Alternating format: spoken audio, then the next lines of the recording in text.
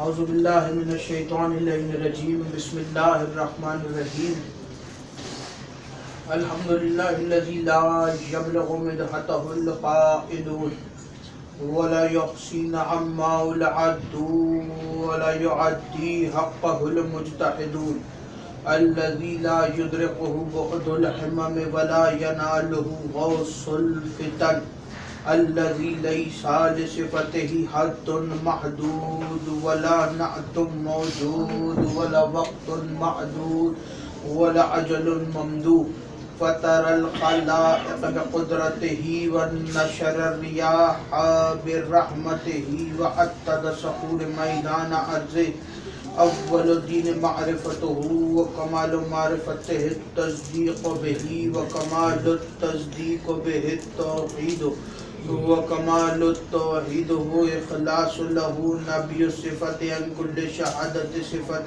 أنه غير الموصوف أنه غير الصفة فمن وصف الله سبحانه فقد كرنه ومن كرنه فقد صنعه ومن صنعه فقد جزاه ومن جزاه فقد جهله ومن جهله فقد إشار إليه ومن إشار إليه فقد هده ومن هده فقد أده الصلاة والسلام والتحية والإكرام على النبي الرحمة وخازن المغفرة وقائد خير والبركة ومنتظر العباد من الهلكة سيدنا ومولانا بالقاسم محمد اللهم صل على محمد وآل محمد. اما بعد بسم اللہ الرحمن الرحیم. خاندان زہرا پر بلند آواز سے صلوات. اللهم صل على محمد وآل محمد. دعا ہے پروردگار عالم سے کہ بانیان کا یہ تمام خط چخرجات کوشش کاوش کو اپنی بارگاہ میں قبول و منظور فرمائے. آپ حضرات کا اس فرش پہ چلایا میرا عظیم خالق اللہ اپنی بارگاہ میں قبول فرمائے. آپ کو اس فرش پہ آنے کا بہترین اجر عطا فرمائے. کوئی غم نہ دے سوائے غم حسین کے. لاکھوں دعاؤں کی دعا میرے اللہ قبر کی پہلی رات ہو زیارت امیر نصیب فرما. قیامت کا دن ہو شفاعت شبیر نصیب فرما.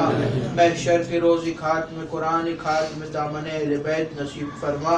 ہمارے آخری وارث کا ظہور جلد سے جلد فرما.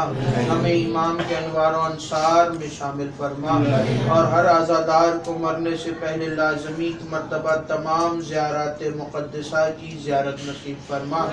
تمام دعاؤں کو قبولیت تک پہنچائے. سہارا درود کا ایک دفعہ مل کے سارے بلند آواز سے صلوات.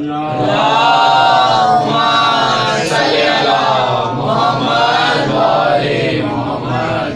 اجازت ہے گفتگو شروع کی جائے.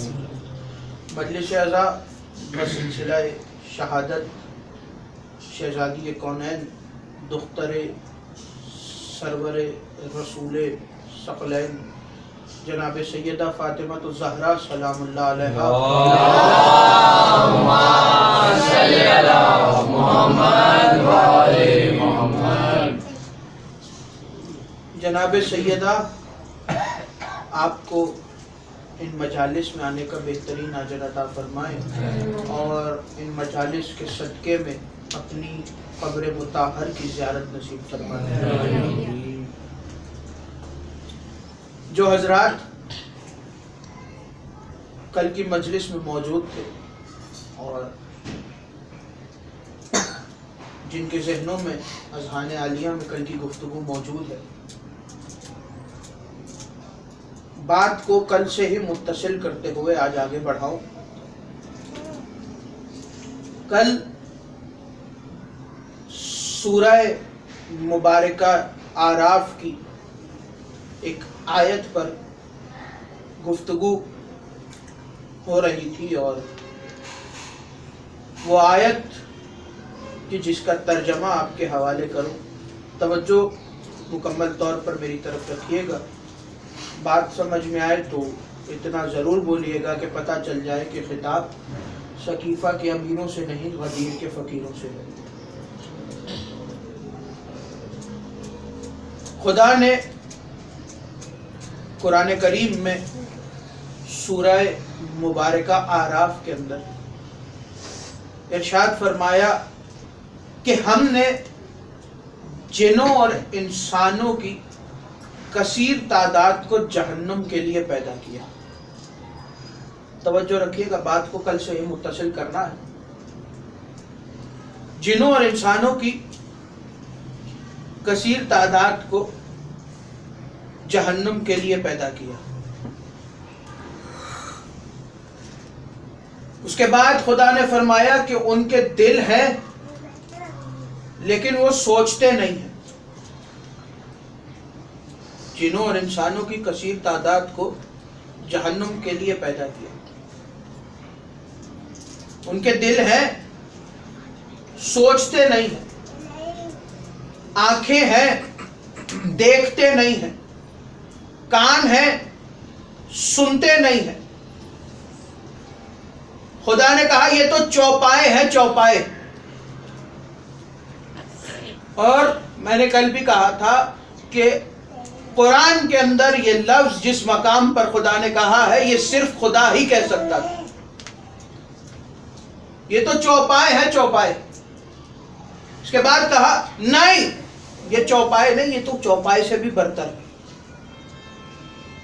اس لیے کہ چوپائے سنتے تو ہیں، چوپائے دیکھتے تو ہیں، یہ تو سارے کے سارے غافل ہیں. اولئک هم الغافلون، یہ تو سارے کے سارے غافل ہیں. آپ نے ترتیب پہ غور نہیں کیا. خدا نے کہا کہ دل ہے، سوچتے نہیں. آنکھیں ہیں، دیکھتے نہیں. کان ہے، سنتے نہیں ہیں. توجہ میری طرف رکھیے گا. کان ہے، سنتے نہیں. بات کو روک کر ایک سوال پوچھوں. خدا نے دو مخلوقات کا ذکر کیا ہے قرآن کی اس آیت کے اندر، جنوں کا اور انسانوں کا. سوال مجھے یہ پوچھنا ہے کہ یہاں جتنے حضرات بیٹھے، کیا کسی کو یہ پتا ہے کہ جن وضو کیسے کرتے ہیں؟ کیا کسی کو یہ پتا ہے کہ جنوں کی روزہ رکھنے کا طریقہ کیا ہے؟ ان کا حج کرنے کا طریقہ کیا ہے؟ ان کی عبادات کا طریقہ کیا ہے؟ تو سب یک زبان ہو کر یہی کہیں گے کہ جناب قرآن کے اندر، احادیث کے اندر، شریعت کے اندر انسانوں کی عبادات کے تو احکام ملتے ہیں لیکن جنوں کی عبادات کے احکام نہیں ملتے.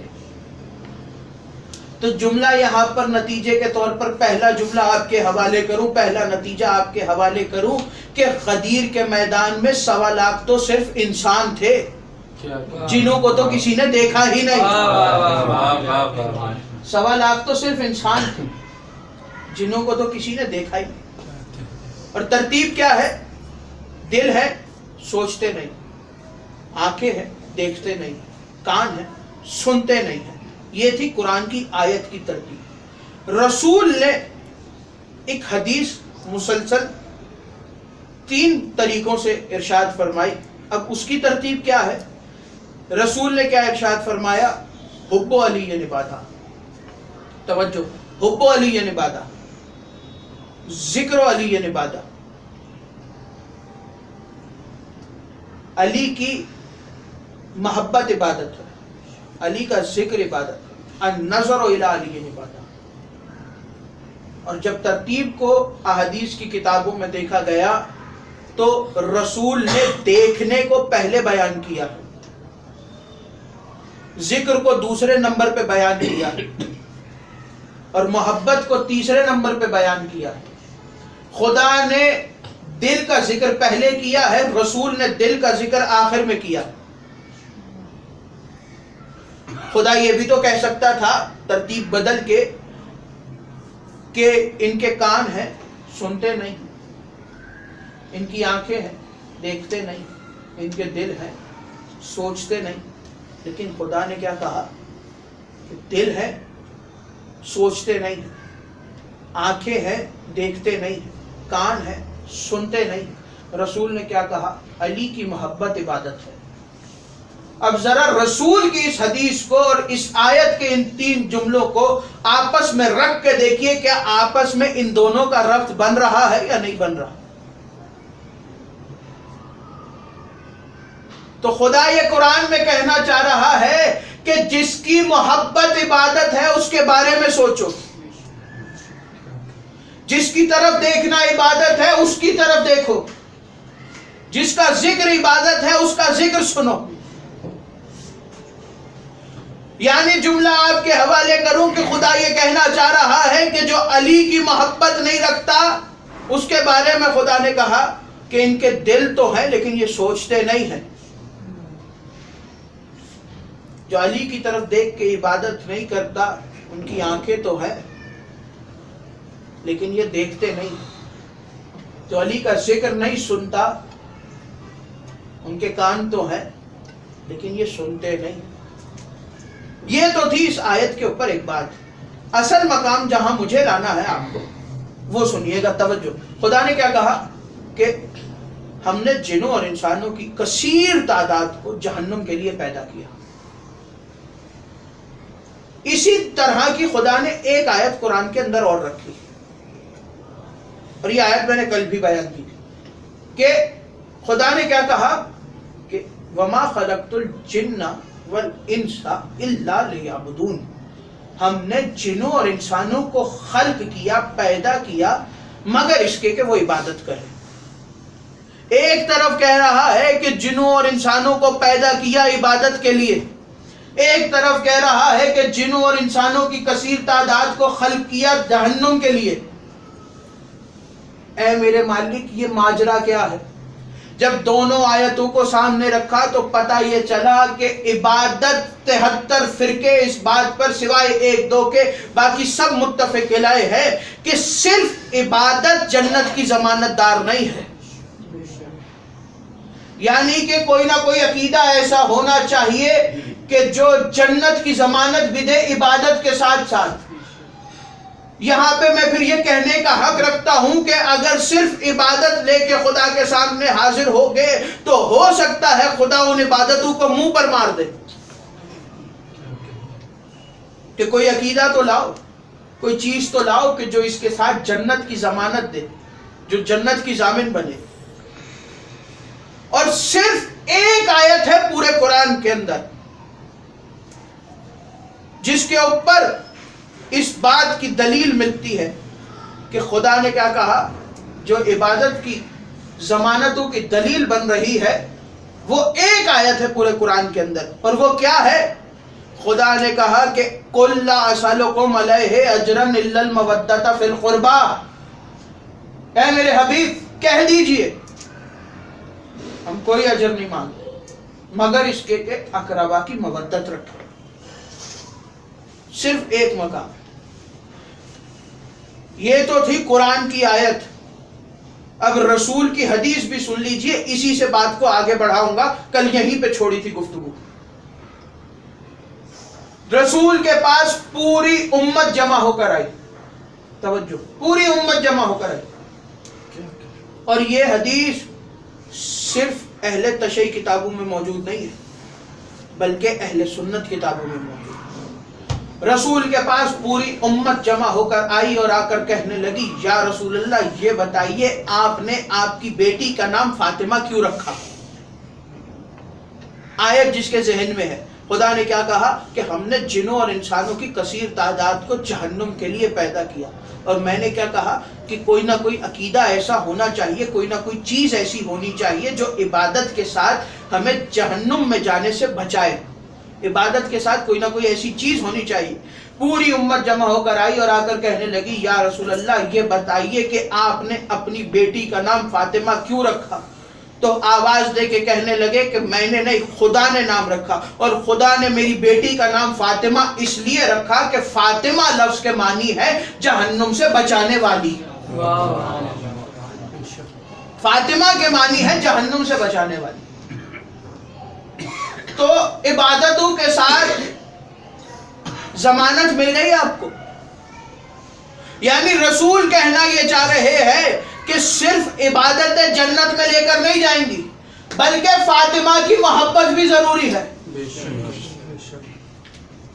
فاطمہ سے مودت بھی ضروری ہے، فاطمہ کا عشق بھی ضروری ہے، جو عبادتوں کے ساتھ اس بات کی ضامن بنے کہ ہم جنت میں جا سکیں۔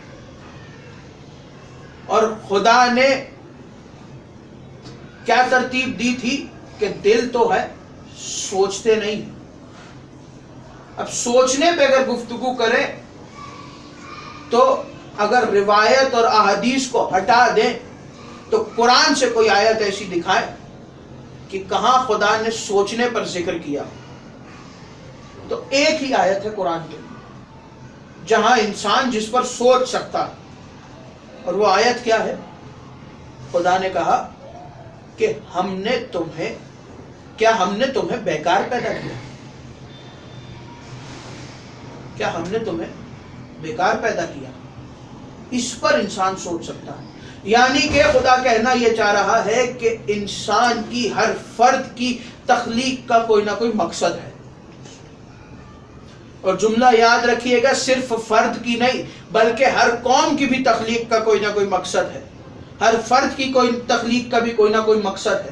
فرد کی تخلیق کا مقصد الگ ہے، میری تخلیق کا مقصد الگ ہے، آپ کی تخلیق کا مقصد الگ ہے، کسی اور قوم کی تخلیق کا مقصد الگ ہے، اس قوم کی تخلیق کا مقصد الگ ہے۔ میں کہہ گیا اور آپ سنتے رہ گئے۔ اس قوم کی تخلیق کا مقصد الگ ہے، دوسری قوموں کی تخلیق کا مقصد الگ ہے، ہر فرد کی تخلیق کا مقصد الگ ہے۔ جملہ آپ کے حوالے کروں، انسانوں کو تو چھوڑیے، عام انسانوں کو تو چھوڑیے، سوال یہ ہے کہ کیا خدا نے آدم کو بغیر کسی مقصد کے پیدا کیا؟ کیا معاذ اللہ خدا نے نوح کو بغیر کسی مقصد کے پیدا کیا؟ کیا ابراہیم بغیر کسی مقصد کے اس دنیا میں آئے؟ کیا موسیٰ بغیر کسی مقصد کے اس دنیا میں آئے؟ کیا عیسیٰ بغیر کسی مقصد کے اس دنیا میں آئے؟ بلکہ یہاں پر تو یہ کہوں کہ عیسیٰ کا اس دنیا میں آنا بھی مقصد کے ساتھ تھا، اور اس دنیا سے اٹھایا جانا بھی مقصد کے ساتھ تھا۔ عیسیٰ کے آنے میں بھی کوئی نہ کوئی مقصد ہے، اور عیسیٰ کے اٹھائے جانے میں بھی کوئی نہ کوئی مقصد ہے۔ تو خدا نے ہر نبی کی تخلیق کا کوئی نہ کوئی مقصد رکھا۔ 1,23,999 انبیاء کی تخلیق کا اگر کوئی نہ کوئی مقصد ہے تو کیا رسول اللہ بغیر کسی مقصد کے اس دنیا میں آئے؟ اگر رسول کی تخلیق کا کوئی مقصد ہے، اور میں تخلیق کا مقصد پڑھ رہا ہوں، بعثت کا مقصد نہیں پڑھ رہا، بعثت کا مقصد پڑھنا ہے تو جائیے اور جا کے سورہ جمعہ پڑھیے کہ رسول کو مبعوث کیوں کیا گیا۔ سورہ جمعہ کے اندر آیت موجود ہے۔ اگر وہ گفتگو عنوان گفتگو ہوتی تو میں آیت ضرور پڑھوں۔ سورہ جمعہ کے اندر بہرحال تخلیق رسول کیا بغیر کسی مقصد کی ہوئی ہے؟ رسول کی تخلیق رسول کیوں ہوئی؟ نہ حدیث دیکھنی ہے نہ روایت دیکھنی ہے، گفتگو قرآن سے ہو رہی ہے۔ قرآن کی آیت آپ کے حوالے کرو، پورے قرآن میں ایک ہی آیت ہے کہ جس کو پڑھنے کے بعد سمجھ میں آ رہا ہے کہ رسول کی خلقت کس مقصد کی وجہ سے ہوئی، اور وہ آیت سب کی سنی ہوئی ہے، لیکن شاید کسی نے اس طرف توجہ دی ہو، سب کی سنی ہوئی ہے۔ اور وہ آیت کھلے میدان میں جبرائیل نے آ کر رسول سے کہی تھی، یا ایھا الرسول بلغ، اے میرے حبیب پہنچا دیجئے کیا؟ وہ پیغام جو ہم نے آپ کو دیا۔ اور اگر آپ نے وہ پیغام نہ پہنچایا تو آپ نے رسالت کا کوئی کام نہیں کیا۔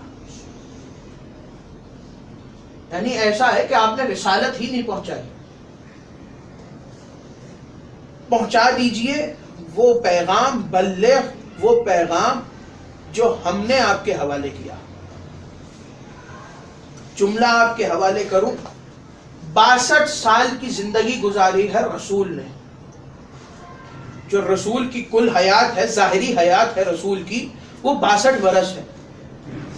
رسول کی ظاہری حیات کا اختتام علی کی ولایت پر ہو رہا ہے۔ جملہ یہ آپ کے حوالے کرنا ہے کہ اگر رسول کی ظاہری حیات کا اختتام علی کی ولایت پر ہو رہا ہے تو بضعت رسول کی 18 برس کی زندگی بھی کوئی نہ کوئی مقصد رکھتی ہے. اور یہ بھی شیعوں کو میں یاد دلاؤں کہ بضعت رسول کون ہے. رسول نے کس کے لیے کہا کہ یہ میری بضعت ہے؟ فاطمہ تو بضعت منی، فاطمہ میری بضعت ہے. اور اگر بضعت کا ترجمہ کروں تو ایک لفظ سن لیجئے. بضعت کا ترجمہ اکثر لوگ کرتے ہیں ٹکڑا، حصہ. نہیں، توجہ رکھیے گا، میری طرف دیکھیے گا. بضعت اس چیز کو کہتے ہیں، جسم کے اس حصے کو کہتے ہیں کہ اگر جسم سے اس چیز کو نکال لیا جائے تو کل کا کل ختم ہو جاتا ہے. جسم کے اس حصے کو کہتے ہیں کہ جس کو اگر جسم سے نکال لیا جائے تو کل کا کل ختم ہو جاتا ہے. اور زہرا کی ظاہری حیات جو 18 برس کی حیات ہے اس کا مقصد بھی ایک ہے. اور وہ مقصد کیا ہے؟ خود جناب فاطمہ زہرا نے بیان کیا. ہفتے میں 2 دن جناب فاطمہ زہرا، تاریخ کہتی ہے منگل اور جمعرات کے دن، توجہ، منگل اور جمعرات کے دن جناب فاطمہ زہرا احد کے میدان میں سید الشہداء حضرت حمزہ کی قبر پر جاتی تھی اور جا کر گریہ کرتی تھی. جناب فاطمہ حضرت حمزہ سید الشہداء کی قبر پر جاتی تھی. اور یہاں روک کے ایک بات بتاؤں کہ تاریخ میں جو پہلی تسبیح بنی ہے وہ بھی حضرت حمزہ سید الشہداء کی قبر کی مٹی سے بنی. جو پہلی تسبیح بنائی گئی ہے وہ بھی حضرت حمزہ کی قبر کی مٹی سے بنائی گئی. جناب زہرا ہفتے میں 2 دن منگل اور جمعرات حضرت حمزہ کی قبر پر جاتی تھی. ایک دن جب جناب فاطمہ زہرا حضرت حمزہ کی قبر پر آئیں اور گریہ کر رہی تھی تو عرب کی ایک خاتون قریب سے گزری اور گزرتے ہوئے اس نے کہا کہ اے فاطمہ زہرا، توجہ، غدیر کا مقصد کیا تھا؟ علی کی ولایت کا مقصد کیا ہے؟ جناب فاطمہ سے پوچھ رہی علی کی ولایت کا مقصد کیا ہے؟ تو بی بی نے ایک ہی جملہ کہا، کیا تم لوگوں نے غدیر کو بھلا دیا؟ کیا تم لوگوں نے غدیر کو بھلا دیا؟ تو جناب فاطمہ زہرا کی بھی کل حیات کا مقصد علی کی ولایت تھا. رسول کی حیات بھی کہاں ختم ہو رہی ہے؟ علی کی ولایت پر. اور صرف جناب فاطمہ زہرا نہیں بلکہ اس گھرانے کی ہر فاطمہ نے ارادہ کیا تھا. جناب فاطمہ کے بعد بھی فاطمہ نے اور جناب فاطمہ زہرا سے پہلے والی فاطمہ نے بھی یہ فیصلہ کر رکھا تھا کہ ہم نے ہر جگہ پہ علی کی ولایت کو پہنچانا. اور اگر کوئی یہ سوچ رہا ہے کہ بعد والی فاطمہ کون ہے اور پہلے والی فاطمہ کون ہے تو 2 باتیں آپ کے حوالے کر دوں. بعد والی فاطماؤں کے لیے ایک حدیث ملے گی اور وہ حدیث ہے حضرت امام علی زین العابدین سید سجاد کی. اللہم صلی علی محمد و علی محمد. گفتگو اختتام پر آگے توجہ رکھیے گا. ایک حدیث ملے گی اور وہ حدیث کہاں بیان کی سید سجاد نے؟ شام کے دربار میں. جب پوچھنے والے نے پوچھا کہ یہ کون ہے تو بتانے والے نے بتایا کہ یہ علی ابن الحسین ہے. تو اس نے کہا کہ ہم نے تو سنا تھا کہ علی ابن الحسین کربلا کے میدان میں مارے گئے. تو کہا کہ یہ حسین کے دوسرے بیٹے علی ابن الحسین. تو کہنے لگا کیا تمہارے بابا نے ہر بیٹے کا نام علی رکھا تھا؟ تو سید سجاد نے آگے بڑھ کر کہا کہ سنو، میرے بابا نے یہ فیصلہ کیا تھا کہ خدا ان کو جتنے بیٹے دے گا وہ سب کا نام علی رکھیں گے اور جتنی بیٹیاں دے گی وہ سب کا نام فاطمہ رکھیں گے. میرے بابا نے فیصلہ کیا. اور رسول فرماتے ہیں پہلے والی فاطماؤں کے لیے کہ میں 3 فاطماؤں کا بیٹا ہوں. کیسے؟ رسول کی دادی کا نام بھی فاطمہ تھا، رسول کی چچی کا نام بھی فاطمہ تھا اور مولا علی کی ماں کا نام بھی فاطمہ تھا. میں 3 فاطماؤں کا بیٹا ہوں. آخری حدیث آپ کے حوالے کروں، اور یہ حدیث کا سلسلہ آپ نے اکثر حدیثیں کچھ سلسلوں سے سنی ہوں گی کہ امام صادق نے فرمایا کہ میں نے امام باقر سے سنا، امام باقر نے فرمایا کہ میں نے اپنے بابا سے سنا، انہوں نے اپنے بابا سے سنا، انہوں نے اپنے بابا سے سنا. یہ تو ہے مردوں کے ذریعے سے حدیث. ایک حدیث آپ کے حوالے کروں اور گفتگو کو تمام کروں. فاطمہ بنت امام موسیٰ کاظم نے فرمایا کہ میں نے فاطمہ بنت جعفر صادق سے سنا. انہوں نے کہا کہ میں نے فاطمہ بنت محمد باقر سے سنا. انہوں نے کہا کہ میں نے فاطمہ بنت علی ابن الحسین سے سنا. انہوں نے کہا کہ میں نے فاطمہ بنت حسین سے سنا.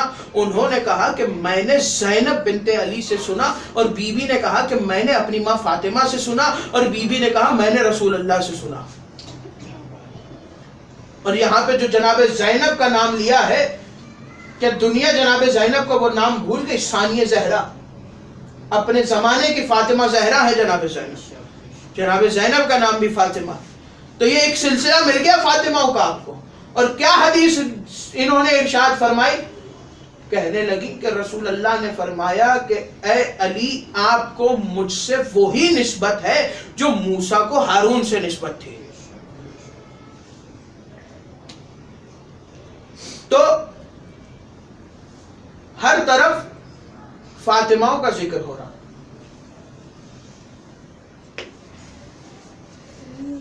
اور یہ پیغام آگے پہنچا دیجئے گا. ہر ماں کا فرض ہے کہ وہ اپنی اولاد کو علی کے فضائل سنائے.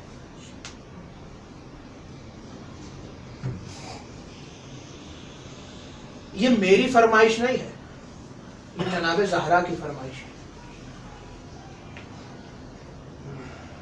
اس لیے کہ اکثر علماء یہ روایت پڑھتے ہیں کہ جب جناب زہرا کا پہلو زخمی ہو چکا تھا تو آدھی رات کے وقت ابو الحسن کا ہاتھ تھام کر جناب زہرا اپنے گھر سے نکلتی اور ایک ایک صحابی کے دروازے پر آ کر دستک دیتی.